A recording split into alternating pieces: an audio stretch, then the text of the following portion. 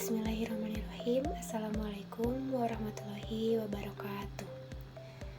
Perkenalkan, nama saya Nurrahmawati Dewi dengan NIM 22060214. Pada kesempatan kali ini saya akan menjelaskan materi mengenai landasan psikologi dalam pengembangan kurikulum. Apa itu yang dimaksud dengan kurikulum?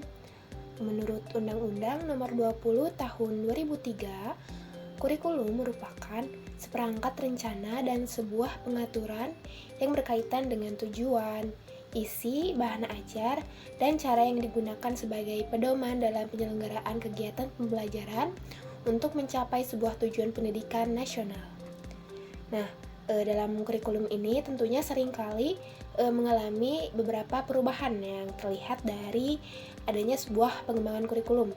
Nah, hal ini dilakukan guna untuk mengikuti perkembangan ilmu pengetahuan dan juga teknologi yang semakin pesat saat ini. Nah, dalam melakukan pengembangan kurikulum ini tentunya membutuhkan landasan-landasan yang kuat agar kurikulum itu sendiri dapat dijalankan dengan maksimal. Sebagaimana sejalan dengan pendapat Rahayu et al. Pada tahun 2022 mengatakan bahwa apabila landasan ataupun fondasi kurikulum lemah dan tidak kuat, maka hal yang terjadi adalah berdampaknya terhadap lemahnya perkembangan anak pada aspek pengetahuannya.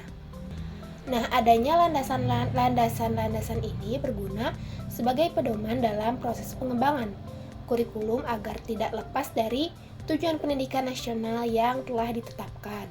Nah, dalam mengembangkan kurikulum ini harus dilandasi oleh salah satunya itu landasan psikologi, di mana psikologi ini sebagai acuan dalam menentukan apa dan bagaimana perilaku peserta didik itu harus dikembangkan.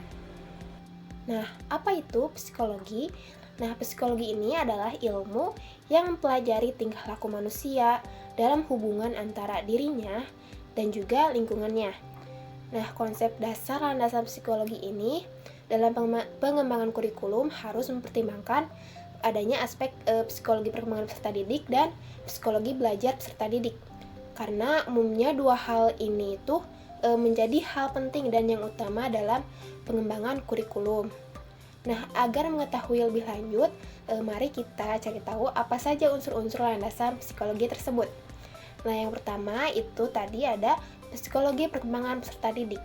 Psikologi perkembangan peserta didik adalah salah satu unsur yang sangat penting dalam pengembangan kurikulum. Psikologi peserta didik diperlukan untuk menentukan bagaimana isi dari kurikulum yang akan dikembangkan.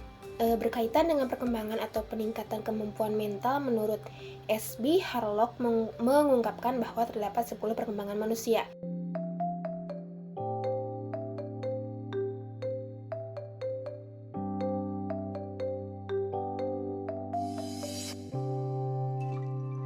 Selanjutnya ada unsur psikologi yang kedua, yaitu psikologi belajar peserta didik. Psikologi belajar adalah sebuah ilmu yang mempelajari tentang bagaimana peserta didik mampu untuk melakukan kegiatan belajar. Secara umum, belajar di sini memiliki arti suatu proses perubahan tingkah laku karena adanya interaksi individu dengan lingkungan. Nah, perubahan tingkah laku ini dapat berupa pengetahuan, keterampilan, sikap, ataupun nilai-nilai. Nah, terdapat beberapa teori yang dipakai ketika melakukan pengembangan kurikulum ini melalui landasan psikologi belajar peserta didik, yaitu diantaranya ada pertama, teori disiplin mental. Teori ini sering juga disebut dengan teori daya karena masing-masing dari manusia itu pastinya memiliki berbagai daya, misalkan seperti daya untuk berpikir, melihat, mengingat, dan meraba. Nah, daya-daya inilah yang bisa dilatih sehingga dapat diaplikasikan dalam berbagai bidang ilmu pengetahuan. Menurut Maurice L. Big dan Maurice P. Hahn tentang beberapa teori yang termasuk ke dalam disiplin mental, diantaranya 1. Teori disiplin mental teistik atau psikologi daya. Yang kedua yaitu teori disiplin mental humanistik. Lalu yang ketiga ada teori naturalisme. Dan yang keempat ada persepsi atau herbatisme. Nah, teori selanjutnya yaitu teori behaviorisme. Teori ini dinamakan juga dengan teori SR conditioning yang dibagi lagi menjadi 3 teori. Di antaranya yaitu yang pertama ada teori SR Bond, berasal dari psikologi koneksionisme atau teori asosiasi. Lalu yang kedua ada teori conditioning atau stimulus response with conditioning. Dan yang ketiga ada teori reinforcement. Dalam teori ini kondisi diberikan pada respon, misalnya ada peserta didik diberikan sebuah reward berupa nilai yang tinggi, pujian, ataupun sebuah penghargaan. Nah, teori selanjutnya itu ada teori Gestalt. Nah, beberapa prinsip belajar menurut teori Gestalt ini diantaranya yang pertama, yaitu materi disajikan dalam bentuk masalah dengan memperhatikan kebutuhan dan minat peserta didik.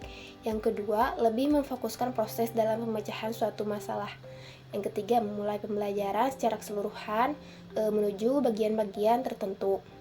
Yang keempat, belajar itu memerlukan pemahaman yang tepat. Dan yang kelima, belajar itu juga memerlukan reorganisasi pengalaman yang berkelanjutan. Nah, selanjutnya itu ada teori kognitif. Nah, teori kognitif ini memandang bahwa peserta didik dari segi kematangan dan juga mental yang tumbuh secara bertahap sebagai hasil dari adanya interaksi dengan lingkungan. Nah, dengan ini peserta didik itu harus dibimbing dengan cermat dan materi pelajarannya pun harus seimbang dengan tingkat perkembangan kognitifnya. Nah, biasa mengungkapkan bahwa ada 4 tahap pokok dalam perkembangan kognitif, yaitu yang pertama ada tahap sensomotorik, dimulai sejak lahir hingga usia 2 tahun. Nah, pada tahap ini anak mulai mengenal lingkungan dengan kemampuan motorik dan juga alat inderanya. Yang kedua yaitu ada tahap praoperasional, dimulai pada usia 2 hingga 7 tahun. Pada tahap ini anak cenderung lebih menangkap pengaruh dari adanya lambang-lambang seperti bentuk ataupun gambar. Nah, anak juga mulai mengenal orang lain dan juga mengenal lingkungannya. Yang ketiga itu tahap operasional konkret, dimulai pada usia 7 hingga 11 tahun. Pada tahap ini, anak mulai menggunakan logika saat melakukan pemecahan masalah, sehingga masalah yang sederhana akan terpecahkan secara sistematis. Lalu yang keempat yaitu ada tahap operasional formal, dimulai dari usia 11 tahun ke atas. Pada tahap ini, anak telah mampu untuk berpikir abstrak, mampu memecahkan masalah yang lebih besar, serta mulai membentuk hipotesis dan menguji sesuatu dengan sebuah eksperimen dalam proses belajar dan juga dalam kehidupan sehari-harinya.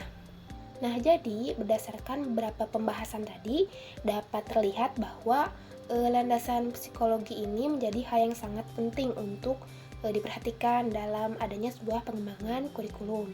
Nah, karena dalam landasan psikologi itu sendiri, di dalamnya itu memuat kajian yang berpusat pada bagaimana memahami dan juga mempelajari tingkah laku manusia. Nah, dalam hal ini itu dalam dunia pendidikan tentunya peserta didik.